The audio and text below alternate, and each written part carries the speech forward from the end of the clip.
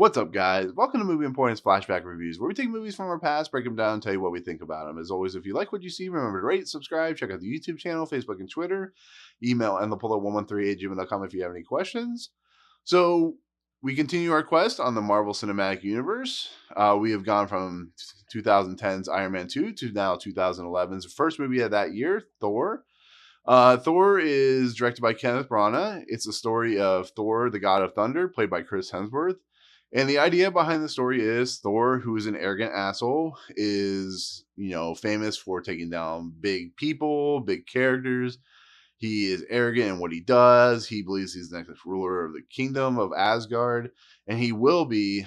But in the process, right before Anthony Hopkins, who plays Odin, delves him as king because he wants to move on, these characters called the Frost Giants break into Asgard, try to steal this casket, which actually kind of looks like the Tesseract a little bit. And so therefore, everything happens where, Odin takes down the Frost Giants, and it pisses off Thor because he wants to go after the Frost Giants, but Odin's like, no, we're not going to do this. We're going to leave it be because we have a pact. And so what does Thor do? He takes his Warriors 3, he takes Lady Sif, he takes his brother Tom Hiddleston, who plays Loki, and they go to Jotunheim, where the Frost Giants live. And basically, they're going to go take them down. They're going to go defeat them.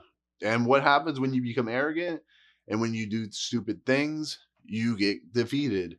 And in the process, Thor not only loses his way, but he almost loses his friends and his brother because of his arrogance and because of the fact they lead with him because he is who he is.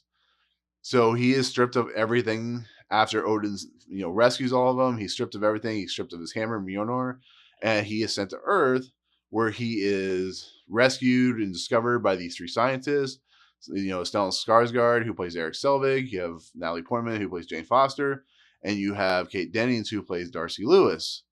And so they don't know who he is, but they've been, researching on the whole Norse mythology. And so they basically help Thor to find his way to become the better king that he needs to be for Asgard when Anthony Hopkins eventually lays to rest.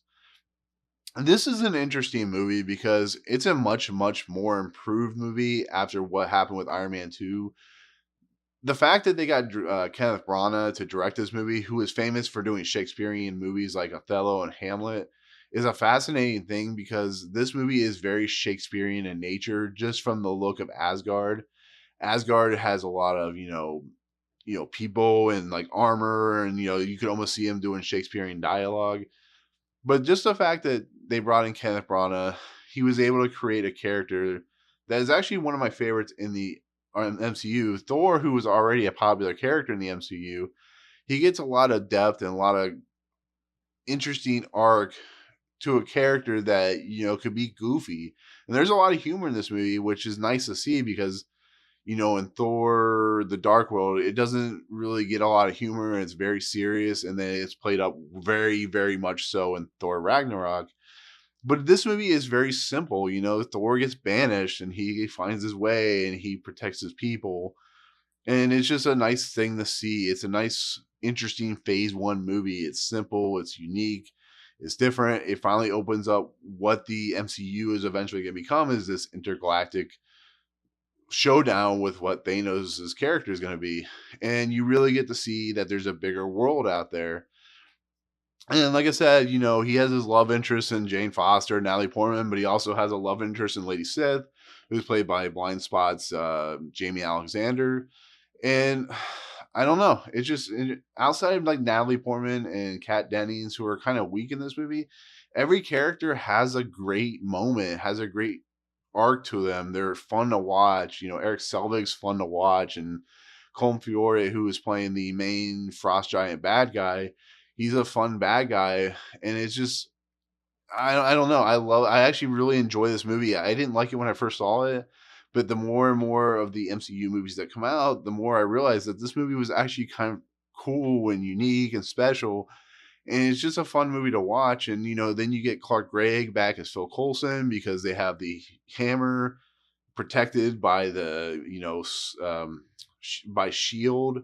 And then you have a cameo appearance by first time, Hawkeye with Jeremy Renner. And, it's cool to see that they're starting to form what will eventually become the Avengers. And I think Iron Man was kind of the basis of what S.H.I.E.L.D., to kind of to give you an idea what S.H.I.E.L.D. is. Incredible Hulk's kind of a weird movie because there's not really a whole lot going in there until you get to the end credit scene. But this movie in general really feels like we're getting to a point where you're going to have this big team up in 2012's Avengers, and Thor has, Loki, Tom Hiddleston's character, which I haven't even talked about yet because he's such a fascinating villain, and he ends up becoming the main villain in Avengers when he releases Chitauri on New York. And it's just, I love this. I just love the fact that Thor, like I said before, is such a goofy character, and they made him actually unique. And that's a lot. You got to give a lot of props to Chris Hemsworth, who really had only been in Star Trek in the very beginning scene, which was actually a really good scene, but he hasn't really done much. And he's really good as Thor. He really embodies the character, but it's just a lot of fun to see. And of course, Rene Russo plays his mother, which is really cool because I like Rene Russo. But you can't not talk about Tom Hiddleston. He is what he is now because of Loki. And his character is fascinating. There's a lot of depth to him when you find out that he's a frost giant and that Colm Feore is his father's. And he betrays everybody, and then he eventually betrays everything in the Avengers. And then he kind of redeems himself up to Avengers Infinity War and so on and so forth.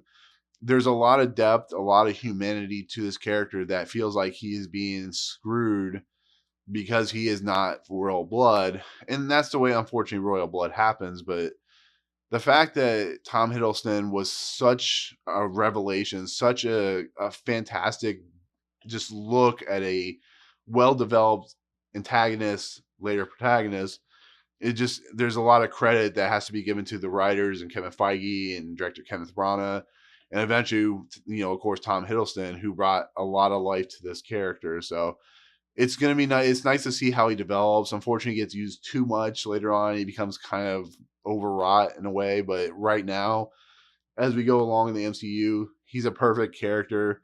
He's a perfect antagonist.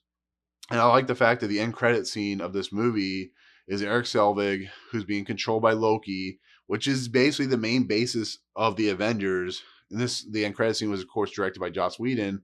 But you see the rumblings of what the Avengers is going to be eventually about. And it's just a cool scene. And it's just cool that Loki ended up being the main bad guy. So, but there you go. That's my take on Thor. Thank you so much for watching. As always, if you like what you see, remember to rate, subscribe, check out the YouTube channel, Facebook, and Twitter. Email enlapolo113@gmail.com if you have any questions. So tell me what you think about in the comments about Thor in the below. If you guys like it, tell me what your favorite Thor movie is. My personal favorite is Thor Ragnarok, but this is still a good movie. But otherwise, we'll see you guys in the next video. Peace.